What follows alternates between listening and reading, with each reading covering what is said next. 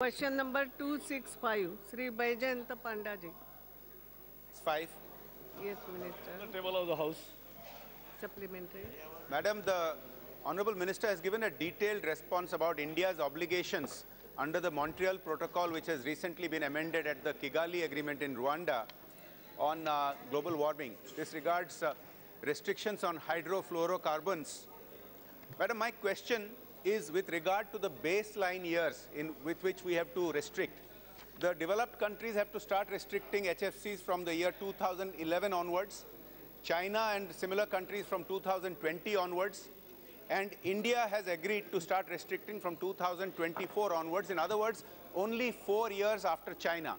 I would like to point out to the Honorable Minister that there was a time back in 1980 when the Chinese and the Indian per capita income was about the same. But in the past 35 years, madam, they have grown vastly more than us. Their economy is now 5.5 times bigger than India. In fact, today's Indian economy size is roughly where China's economy was about 1998. So we are almost 20 years behind them.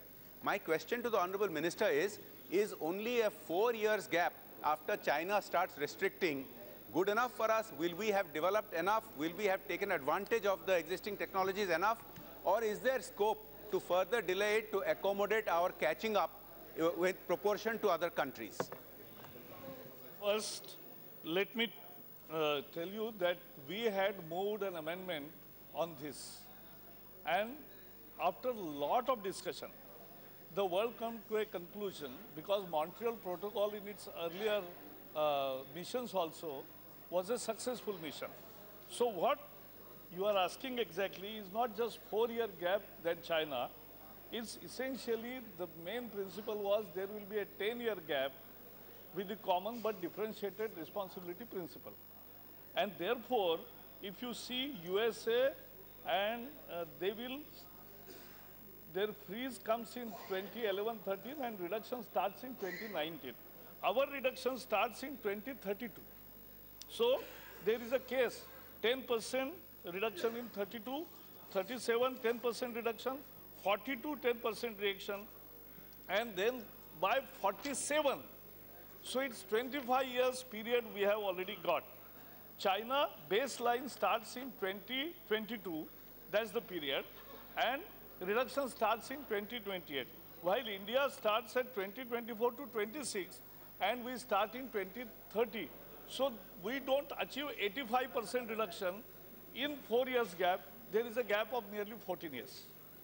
Second supplementary. Madam, for my second supplementary, I would like to ask a question with regarding to the Multilateral Fund, the MLF, that the Honorable Minister has referred to, which is supposed to give financial assistance to countries and industries in places like India so that we can develop our technology. But in a later section, he has pointed out, as far as the Indian government is concerned, we are not giving any specific financial assistance, except we are giving some rebate on customs duties and excise duties for equipment connected to this industry.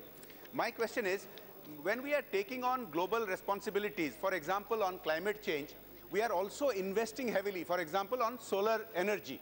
Now, when we are taking on this obligation of restricting hydrofluorocarbons, which will affect our economy, should we also not be giving much more incentives for the industry? And how can our industry take advantage of the multilateral funding? And is there any specific scope or cell that your ministry will set up to assist our industry from getting advantage of this global fund? When the earlier phase down had happened under Montreal Protocol, there was 100% funding available from developed countries. The same continues today. So it is the obligation of the developed countries to finance through MLF. And so that will continue. But again, what we have decided, see, in this alternative to HFC and SCFCs, we are talking about two companies having really monopoly in the world scenario. So what Indian government has decided is that HFC alternative to be developed under Mission Innovation, India Innovation Fund we are using for it, and Indian Chemical Institute of Chennai will develop. They have been asked to do that job, and we have also issued on our own. We are the first country to issue our industries not only a helping hand, but we have directed manufacturers of hydrofluorocarbon HCFC 22 not to emit or HFC 23 in the atmosphere and to incinerate HFC 23 using an efficient and proven technology. And that is why we are doing research also, we are funding also, and we will take care of our industry, but we care for nature also, and we care for atmosphere and greenhouse gas emissions also. Are